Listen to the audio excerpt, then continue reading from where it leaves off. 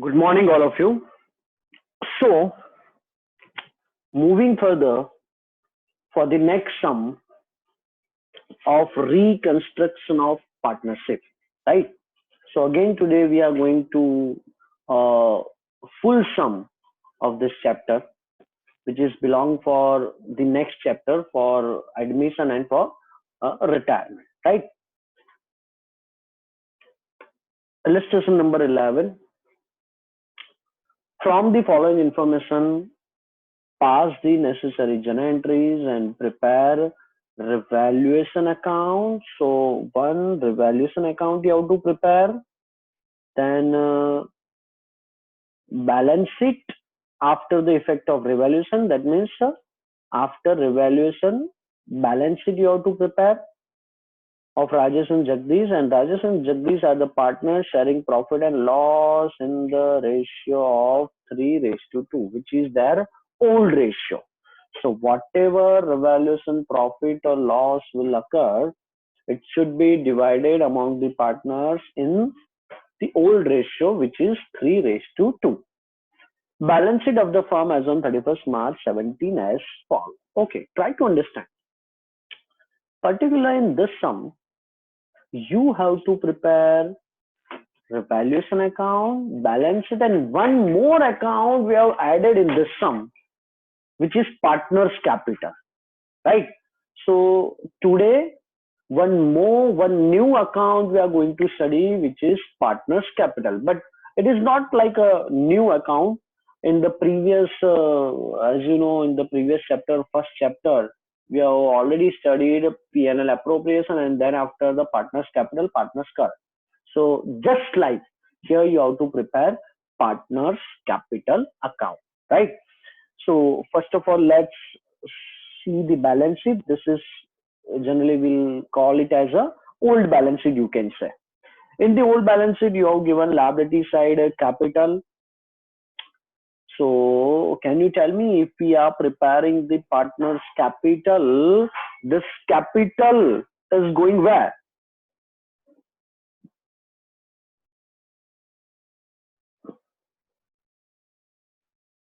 Where to write this capital? Okay, just tell me, in the previous sum, this capital we have written where? पिछले सम में, कल वाले सम में हमने capital कहाँ पे लिखी थी? कैपिटल का बैलेंस कहाँ पे लिखा था, वो तो बताओ. Balance sheet. Okay, balance sheet, ठीक है. वेरी गुड बेटा, वेरी गुड. अब समझो फिर से थोड़ा चैप्टर 1 रिकॉल करो बेटा. चैप्टर 1 में आप पार्टनर्स कैपिटल अकाउंट बनाते थे, अप्रोप्रिएशन भी बनाते थे, पार्टनर्स करंट अकाउंट भी बनाते थे, देन आफ्टर बैलेंस शीट बनाते थे. तो मुझे ये बताओ कि जो ट्रायल बैलेंस में कैपिटल का बैलेंस दिया होता था, वो आप कहाँ पे लिखते थे? Partners capital credit side. So it is same like, यहाँ पे आपको कैपिटल का बैलेंस दिया है, फर्स्ट थिंग. सेकेंड थिंग, आप ऑलरेडी पार्टनर्स कैपिटल बना रहे हो, तो इसको डायरेक्टली बैलेंस शीट में नहीं ले जाएंगे. इसको कहां पे ले जाएंगे? पहले पार्टनर्स कैपिटल अकाउंट में ले जाएंगे. Is it clear? तो सबसे पहले कैपिटल अकाउंट जाएगा, उसके बैलेंस के साथ पार्टनर्स कैपिटल अकाउंट में कौन सी साइड? Credit side. तो ये पार्टनर्स कैपिटल में क्रेडिट साइड जाएगा. राजेश के कॉलम में 140, जगदीश में 60. ओके, आगे बढ़ते हैं. अब मुझे ये बताओ, जो हमने कल छोटे से सम में देखा था, जनरल रिजर्व, मुझे ये बताओ, ऑल रिजर्व हम रिकंस्ट्रक्शन में क्या करते हैं? सब रिजर्व्स को डेबिट. नहीं, ऐसा नहीं बेटा, डेबिट क्रेडिट ऐसा नहीं. सभी जो रिजर्व है वो हम पार्टनर के बीच क्या करते हैं? डिस्ट्रीब्यूट करते हैं. कल वाली स्लाइड देखना आप, उसका टाइटल देखना, right? Distribution of reserves and profit among the partner, ऐसा टाइटल था, राइट? तो ये जो रिजर्व्स है उसको हम क्या करेंगे? डिस्ट्रीब्यूट करेंगे पार्टनर्स के बीच. अब ऑब्वियसली पार्टनर में डिस्ट्रीब्यूट करोगे तो ये जनरल रिजर्व भी कौन से अकाउंट में लिखेंगे? पार्टनर्स कैपिटल अकाउंट में, ठीक है? और कौन से साइड? क्रेडिट साइड, ये भी याद रखना। क्यों क्रेडिट साइड? जनरल एंट्री बनाओ, ऑटोमेटिकली पता चल जाएगा। ये जनरल रिजर्व का क्लोजिंग एंट्री क्या करेंगे हम? General reserve account debit to Rajesh capital to Jagdish capital. तो राजेश एंड जगदीश कैपिटल क्या हुआ? क्रेडिट, तो उनके क्रेडिट साइड लिखेंगे, ठीक है, और उनके 3:2 में इसको डिस्ट्रीब्यूट कर देंगे। I hope it is clear. वैसे as same like general reserve, ये प्रॉफिट एंड लॉस अकाउंट, इसको लायबिलिटी साइड दिया है, तो इसको आप बोल सकते हो क्रेडिट बैलेंस। क्रेडिट बैलेंस यानी प्रॉफिट दिया है, बोलो प्रॉफिट को भी क्या करेंगे? Tell me. Distribute, exactly. और इसकी जनरल एंट्री अगर हम बोले profit and loss account debit to Rajesh capital to Jagdish capital, तो इसकी इफेक्ट क्या होगी? राजेश और जगदीश कैपिटल में कौन सी साइड बेटा? क्रेडिट साइड पे लिखेंगे profit and loss account, total 15,000 उनके ओल्ड रेशियो में, दैट इज 3:2 में डिस्ट्रीब्यूट कर देंगे। तो पहली 3 आइटम तो पार्टनर्स कैपिटल में क्रेडिट साइड चली जाएगी। आई hope it is clear. Creditors आपको पता है लायबिलिटी में जाएगा, एसेट साइड लैंड बिल्डिंग, ये सब बैलेंस शीट में जाएगा। Land building, machinery, furniture, investment. अब समझना, एक क्वेश्चन यहाँ पे पूछ रहा हूं, मुझे ये बताओ कि इन्वेस्टमेंट का बुक वैल्यू कितना है? 30,000। हाँ, यहाँ पे बुक वैल्यू 30,000 वो इन्वेस्टमेंट का वैल्यू है, और मार्केट वैल्यू कितना है? 25,000। अगर आपको एडजस्टमेंट में ऐसा बोलेंगे कि भाई ये इन्वेस्टमेंट को मार्केट वैल्यू पे ले आओ, तो इन्वेस्टमेंट में इंक्रीज होगा कि डिक्रीज? डिक्रीज होगा। इज इट क्लियर बेटा? तो ऐसा कुछ एडजस्टमेंट में आपको मिलने वाला है। आगे देखो, डेटर्स दिया है, बीडीआर दिया है, जो हमने कल देखा था वैसा ही है, स्टॉक है, और कैश बैलेंस सीधा एसेट साइड चला जाएगा, ठीक है। चलो अब एडजस्टमेंट देखते हैं। Partner decided to revaluation of assets and liabilities of the firm and future distribution ratio is 1:1। बोलो ये 1:1 का ये सब में क्या करेंगे? कुछ भी नहीं है, कुछ भी नहीं, न्यू रेशियो है, आफ्टर रिकंस्ट्रक्शन का रेशियो है। यहाँ पे इसकी कोई इफेक्ट नहीं देनी है, कहीं पे भी इसको कंसीडर अभी नहीं करना है। फर्स्ट एडजस्टमेंट देखो, land building value to be increase by 20%। Land and building को इंक्रीज करना है, यानी ऐड करेंगे। 1 लाख का 20% कितना इंक्रीज होगा? 20।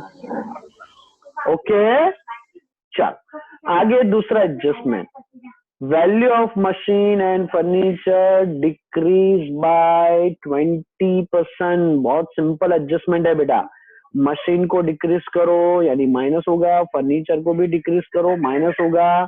मशीन 80,000 है, उसका 20% 16,000 डिक्रीज करो। फर्नीचर 20,000 है, उसका 20% 4,000 डिक्रीज करो, माइनस करो। ओके, आगे,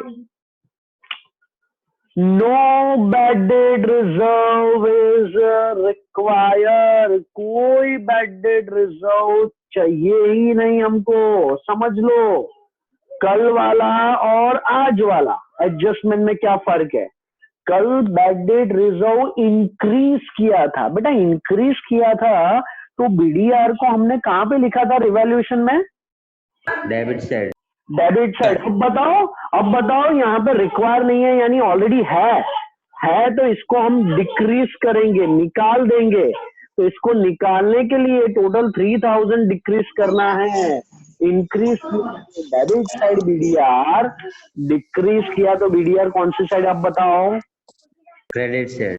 हाँ, रिवैल्यूएशन में क्रेडिट साइड इसका इफेक्ट देंगे, और जब नई बैलेंस शीट आप लिखोगे आप, तो सीधा डेटर 60,000, आउटर कॉलम में 3,000 निकाल देंगे, तो वो उसका दूसरा इफेक्ट हो जाएगा। इज इट क्लियर बेटा? ठीक है, आगे बढ़ते हैं। Amount of 5,000 amount creditor is now not to be paid. कल देख लिया था, वही सेम है। क्रेडिटर में 5,000 कम करना है, तो 95,000 है, माइनस 5,000, 90,000 हमारा नया क्रेडिटर होगा। Okay, next, outstanding expense 5000 and income receivable 8000। दो एडजस्टमेंट है, पहले एक वाला बोलो, चलो इसकी दो इफेक्ट बोलो बेटा। आउटस्टैंडिंग एक्सपेंस 6000, बोलो दो effect. Debit side,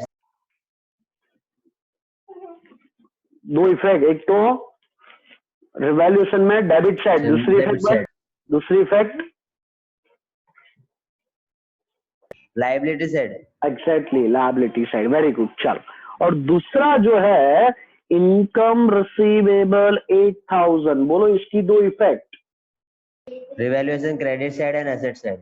very good बेटा, revaluation credit and balance sheet asset side.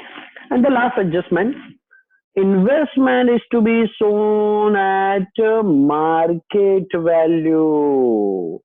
तो जो हमने बोला था वही एडजस्टमेंट हो गया। 30,000 है, मार्केट वैल्यू पे लाना है, तो इन्वेस्टमेंट में क्या होगा, डिक्रीज होगा, 5000 लेस करेंगे। ओके चलो, आई थिंक एक एडजस्टमेंट बीच में रह गया। यस, हाँ, फोर्थ वाला, 3000 rupees repairing expenses require in stock. ऐसा आपने 11th में क्लोजिंग स्टॉक के कैलकुलेशन में ऐसा एडजस्टमेंट देखा था, जिसमें आप विच एवर इज लेस करते थे, वही एडजस्टमेंट है। इन शॉर्ट रिपेयरिंग एक्सपेंस है, तो स्टॉक की वैल्यू में आपको डिक्रीज करना है। बोलो क्या इफेक्ट होगी? स्टॉक में से एक तो माइनस करेंगे, हाँ, डेबिट साइड, और दूसरा स्टॉक में से 3000 क्या करेंगे, माइनस करेंगे। ओके, क्लियर है? चलो स्टार्ट करें, सम स्टार्ट करते हैं। यहाँ पे इंक्लूडिंग जर्नल एंट्री है, जर्नल एंट्री मैंने पीडीएफ में दे दी है, आपको देख लेना, उसकी स्लाइड नहीं दिखाऊंगा मैं आपको, सिर्फ बीच बीच में हम जर्नल एंट्री पास करते जाएंगे, वो जर्नल एंट्री आपको बोलते जाना है। हम सिर्फ revaluation account, partners capital and balance sheet ही देखेंगे, ठीक है? तो मुझे ये बताओ, हमारा पहला स्टेप कौन सा था? रिकंस्ट्रक्शन का पहला स्टेप क्या था? याद है किसी को?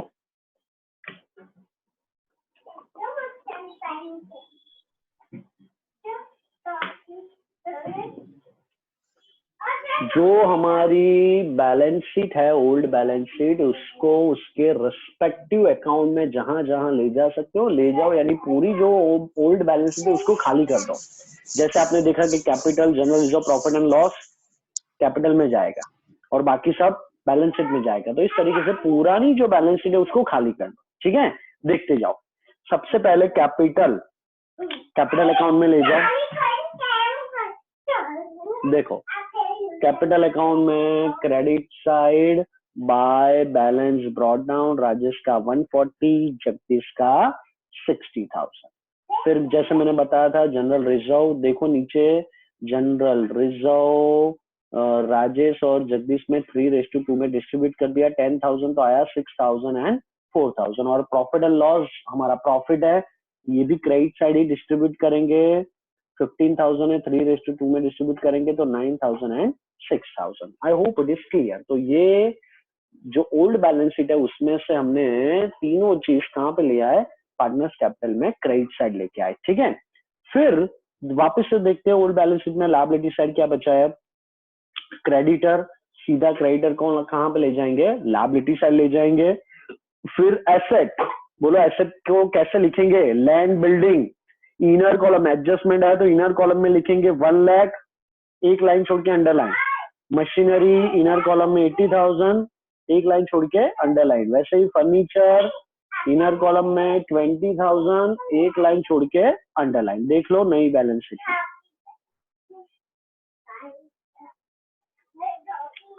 लैंड एंड बिल्डिंग 1 लाख, एक लाइन छोड़ के अंडरलाइन। मशीनरी 80,000, एक लाइन छोड़ के अंडरलाइन। फर्नीचर 20,000, वापिस से एक लाइन छोड़ के अंडरलाइन, ठीक है?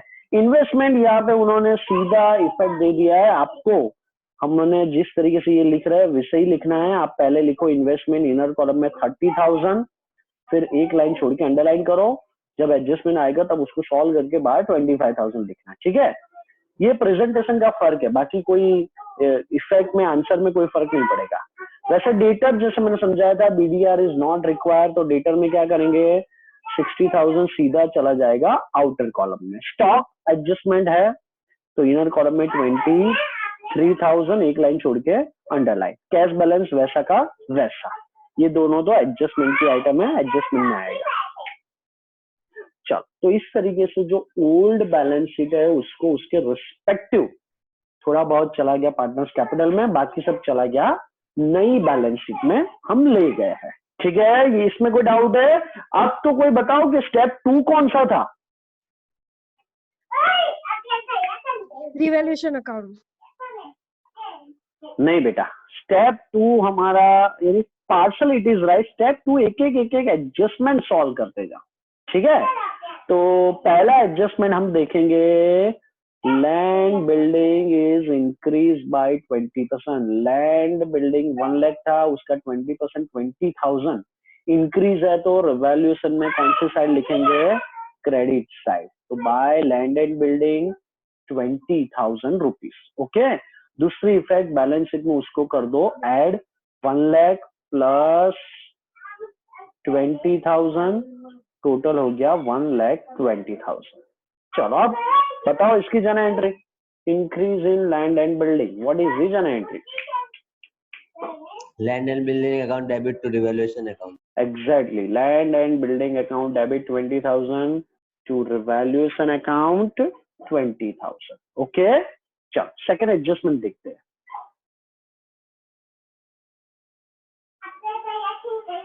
The value of machine and furniture is to be decreased by 20%। ठीक है, तो दोनों में 20% डिक्रीज करना है। मशीन था 80,000, उसका 20% यानी 16,000। फर्नीचर 20,000, उसका 20% यानी 4,000 डिक्रीज है दोनों में, दोनों एसेट है। तो पहला रिवैल्यूएशन में कहाँ पे लिखेंगे? Debit side. To machinery 16,000, furniture 4,000। अब बैलेंस शीट में आ जाओ, मशीनरी 80,000 में से 16,000 माइनस, बाहर आ गया 64,000। फर्नीचर 20,000 में से माइनस 4,000, बाहर आ गया 16,000। चलो, मशीन और फर्नीचर में डिक्रीज जो हुआ उसकी जर्नल एंट्री बताओ। Revaluation account debit to machinery to furniture. Revaluation account debit total 20,000 to machine 16,000 to furniture 4,000। Okay, next adjustment देखते बेटा। BDR is not required. ठीक है, तो BDR डिक्रीज हुआ है, डिक्रीज हुआ है तो कौन सी साइड लिखेंगे? रिवैल्यूएशन में क्रेडिट साइड 3,000 रुपीज, और बैलेंस शीट में इसकी इफेक्ट निकाल देंगे। ऑलरेडी थी इसकी इफेक्ट, जिसको निकाल देंगे। ठीक है, तो सीधा डेटर लिख दिया है आप लोगों ने आउटर कॉलम में। बोलो इसकी जर्नल एंट्री, BDR की जर्नल एंट्री बनाओ इससे। BDR account debit to revaluation account. Exactly, BDR account debit 3,000 to revaluation account 3,000 rupees. Okay, next fourth adjustment, 3,000 repairing expenses require in stock. In short, stock में क्या हुआ है? Decrease हुआ है। Decrease हुआ है तो रिवैल्यूएशन में लिखेंगे डेबिट साइड टू स्टॉक 3,000, और स्टॉक में से कर दिया हमने लेस 3,000 लेस, तो बाहर आ गया 20,000। बोलो डिक्रीज इन स्टॉक की journal entry. Revaluation debit to stock account. Very good बेटा, revaluation account debit to stock account 3,000 3,000। Next adjustment, 5,000 amount creditor is now not to be paid. Okay, तो decrease in creditor है, liability में decrease हुआ है, तो revaluation में कहां पे लिखेंगे? Credit side by creditors 5,000 rupees, और क्रेडिटर में डिक्रीज कर दो। क्रेडिटर थे 95,000, इन्होंने यहाँ पर डायरेक्ट इफेक्ट दिया है, आपको बाइफरकेशन देना है। 95,000 माइनस 5,000 करोगे तो आउटर कॉलम में कितना आएगा? 90,000। ओके, क्लियर है? इसकी जर्नल एंट्री बोल दो। चलो,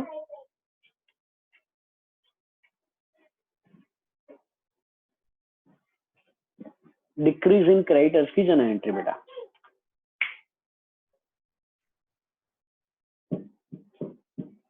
बोलो बेटा, डिक्रीज इन क्रेडिटर्स की जनरल एंट्री, रिवैल्यूएशन अकाउंट सामने रख रहा हूं मैं, बोलो आप एंट्री बनाओ इससे। क्रेडिटर्स टू रिवैल्यूएशन, हाँ, creditors account debit to revaluation account 5000 okay.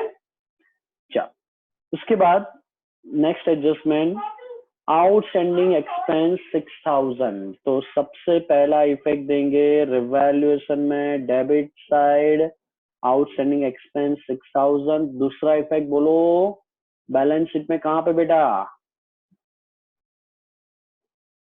Liability side, outstanding expense 6000। ठीक है, वैसे उसमें दूसरा ओके, आउटस्टैंडिंग एक्सपेंस का जनरल एंट्री तो बना दो। चलो क्या होगा जनरल एंट्री, ये रहा revaluation account, revaluation of debit to outstanding. Very good बेटा, revaluation account debit to outstanding expense 6000। चल दूसरा, उसमें हाफ पोर्शन क्या था, इनकम रिसीवेबल 8000। तो इसके दो इफेक्ट, पहले रिवैल्यूएशन में देंगे, रिवैल्यूएशन में credit side, this is one kind of outstanding income और इनकम रिसीवेबल क्रेडिट साइड, और दूसरा इफेक्ट बैलेंस शीट में असेट साइड, इनकम रिसीवेबल 8000। बना दो जनरल एंट्री बेटा। चलो income receivable to revaluation, income receivable account debit to revaluation 8000 okay. And I think last adjustment, investment to be shown at market value 25000 पे लाना है। तो investment में पहले चले जाएंगे हम, बाइफरकेशन वाला ही इफेक्ट देंगे। इनर कॉलम में आपको लिखना है 30,000, मार्केट वैल्यू 25,000 था तो -5,000 डिक्रीज होगा, आउटर कॉलम में आ गया 25,000, डिक्रीज इन इन्वेस्टमेंट 5,000। कहाँ पे लिखेंगे, रिवैल्यूएशन में डेबिट साइड। तो देख लो रिवैल्यूएशन में डेबिट साइड टू इन्वेस्टमेंट 5,000। बोलो जनरल एंट्री इसका, revaluation account debit to investment, revaluation account debit to investment 5,000 okay. एक और जनरल एंट्री पास करना रह गया, ठीक है, वो भी कर देते हैं। वो है ये वाला, एक जनरल रिजर्व का एंट्री बता दो मुझे, और प्रॉफिट एंड लॉस का जनरल एंट्री बता दो। चलो पहले जनरल रिजर्व का ट्रांसफर एंट्री बोलो बेटा। General reserve account debit to partners capital, हाँ, general reserve account debit total 10,000 to Rajesh capital 6,000 to Jagdish capital 4,000। चलो वैसे प्रॉफिट एंड लॉस का बना दो बेटा। Profit and loss account debit to S capital to बीस कैपिटल, हाँ, profit and loss account debit total 15,000 to Rajesh capital 9,000 to Jagdish capital 6,000। Okay clear है। चलो अब हमारा दूसरा स्टेप कंप्लीट हो गया। याद है अब किसी को तीसरा स्टेप, टोटल करना प्रॉफिट, यस, रिवैल्यूएशन अकाउंट को क्लोज करो। रिवैल्यूएशन अकाउंट के क्रेडिट साइड है 20,000 प्लस 3,000 प्लस 5,000 प्लस 8,000, टोटल 36,000। उसमें से -16,000 डेबिट साइड, -4,000 -3,000 -6,000 -5,000। तो बचा डेबिट साइड कितना पैसा कम पड़ रहा है, 2,000 which is your revaluation profit. और इसको ऑब्वियसली कहाँ पे ले जाएंगे, पार्टनर्स कैपिटल में ले जाएंगे। पार्टनर्स के बीच 3:2 में डिस्ट्रीब्यूट कर दो 2,000। तो राजेश का आएगा 1,200 एंड जगदीश का आएगा 800 रुपीज। ओके, इसकी जनरल एंट्री बना दो बेटा। चलो revaluation account debit to Rajesh account to Jagdish account. Exactly, revaluation account debit 2,000 to Rajesh capital 1,200 to Jagdish capital 800। अब मुझे ये बताओ ये 1,200 800 कहाँ पे ले जाएंगे? सर कैपिटल अकाउंट में क्रेडिट साइड। एग्जैक्टली बेटा, इसको कहाँ ले जाएंगे, पार्टनर्स कैपिटल में क्रेडिट साइड। देख लो यहाँ पे बाय रिवैल्यूएशन अकाउंट 1,200 800। ठीक है, अब दूसरा जो हमारा पार्टनर्स कैपिटल अकाउंट है उसको क्लोज करो। राजेश और जगदीश का इंडिविजुअल क्लोज करो। राजेश का क्रेडिट साइड है 140, 6,000, 9,000, 1,200 1,56,1200 डेबिट साइड कुछ है ही नहीं, तो ये हो गया बैलेंस कैरी डाउन। वैसे जगदीश का 60,000, 4,000, 6,000, 800, 70,800 डेबिट साइड कुछ नहीं है, तो ये हो गया हमारा बैलेंस कैरी डाउन। ओके, ये जो बैलेंस कैरी डाउन है हमारा, इसको कहां पे ले जाएंगे? बोलो, ये जो आंसर आया इसको कहां पे ले जाएंगे? सर बैलेंस शीट में नेक्स्ट ईयर की, मतलब जो हाँ, न्यू बैलेंस नई बैलेंस शीट में कहां पे? But sir liability side. Exactly बेटा, देख लो सीधा ये अमाउंट, आपको ये बाइफरकेशन देने की कहीं पे भी जरूरत नहीं है। जब आगे के सम देखेंगे तो वहां पे तो आपको पता चल ही जाएगा कि ये कहीं पे नहीं लिखा जाता। आपको सीधा क्या लिखना है पता चला बेटा? सीधा आप लिखेंगे कैपिटल अकाउंट, उसके नीचे लिखो राजेश, इनर कॉलम में 1,56,200, जगदीश इनर कॉलम में 70,800, दोनों का टोटल लिख दो बाहर। बस ये बीच में जो मैंने सर्कल करके कैंसिल किया है वो लिखने की जरूरत नहीं है। ठीक है, क्लियर है? याद रहेगा ये? बस बाकी सबका असेट्स और लायबिलिटीज का टोटल कर दो, टोटल सेम आ जाएगा 323, 323। ओके, ठीक है। तो आज के होमवर्क में ये सम 2 टाइम आपको करना है। फिर से रिपीट करूंगा, जितना प्रैक्टिस करोगे इतना ये इंपॉर्टेंट है।